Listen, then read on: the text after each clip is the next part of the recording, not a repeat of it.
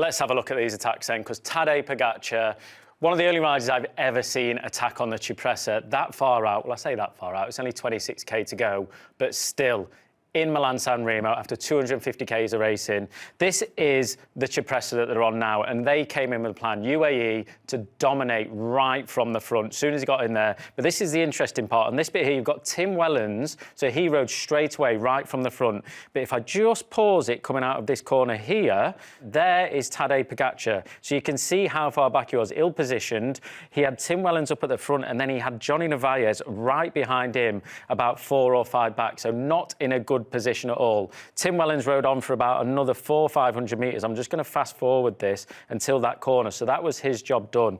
At this point here, we have Johnny Narvaez coming through just here with Tadej Pogacar on his wheel. As I said, no other teammates in sight for him. I think that's Isaac Del Toro there, but he never was able to get back to the front.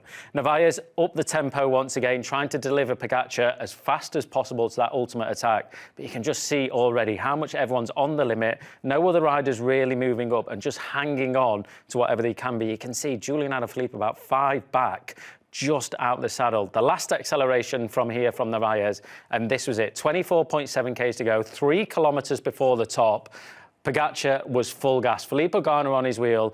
This was a monster effort by Ganna. Van der Poel behind him, but he just couldn't quite shake off Ganna. Every time he looked over the shoulder, he was in a bike distance, 2 bike distance behind him. Eventually, Van der Poel came past Ganna, got onto the wheel of Pogacar, and that for Pogacar, to me, that was demoralising. We've never seen it happen before, where Pogacar has gone on the attack like that, all out, and have someone right on his wheel.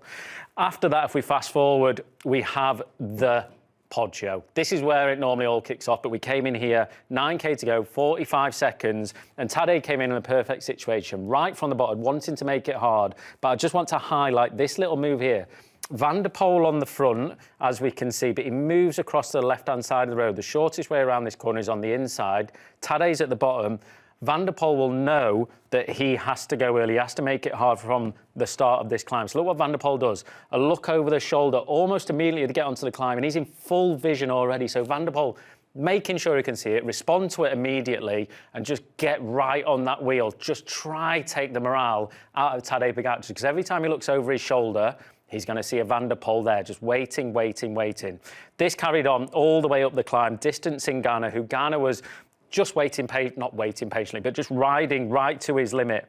As we get towards the top, this was probably one of the most weirdest, strangest things I've probably ever seen. But Mathieu van der Poel took a bottle from his soigneur as Tadej Pogacar was attacking. This was Pogacar's last attack, and unbelievably, which was a shock to me completely, Van der Poel went straight over the top of him. I don't know if he wanted to go clear or make a statement to him, but this for Tadej Pogacar will have been the first time probably ever within his career that has been attacked and distanced within a one-day classic. Filippo Ganna doing his own thing behind, sticking to his numbers, knowing that he might be able to make contact again at the bottom. It'd be a big effort, but there's one man in this peloton who's got an engine that is ridiculously big, and it's this man. The descent of the Poggio, just doing what he can, sprinting out the corners, and with 2 very, very capable descenders in that, it was always going to be difficult to make that distance back on the descent. But when they got onto the flat road at the bottom, the big power of Filippo Ganna came out, and this when he can really make inways. The 2 out the front, not giving it 100%, watching each other a little bit, so that made Ganna just get back onto the wheel. The interesting part for me is this sprint, and this is a great snapshot of what we've got to look at. The tactics here are down to perfect. Tadej Pogacar at the back, he's leaving this gap so he can take a run at Filippo Ganna in this slipstream and try and catch him off guard, and Van der Poel slightly off guard, so he can get that jump on these 2 riders. Filippo Ganna, he has got clear eyes on Mathieu van der Poel. Van der Poel has got clear eyes on Tadej Pogacar and Filippo Ganna. So if Ganna starts to move, or if Pogacar starts to move, Filippo Ganna can see Van der Poel respond. Van der Poel can see Pogacar respond. I know there's a lot of lines there, but these tactics used in this sprint, absolutely perfect, keeping eyes on everyone, and ultimately, it was just the strongest man that win. Van der Poel taking it eventually, slowing it down to a slow speed, using that big punch, that big kick to finally get it. I mean, you can't fault any of the racing from today, and you can't fault any of the tactics. Each of them doing what they knew they had to do to get to the final in the best position possible.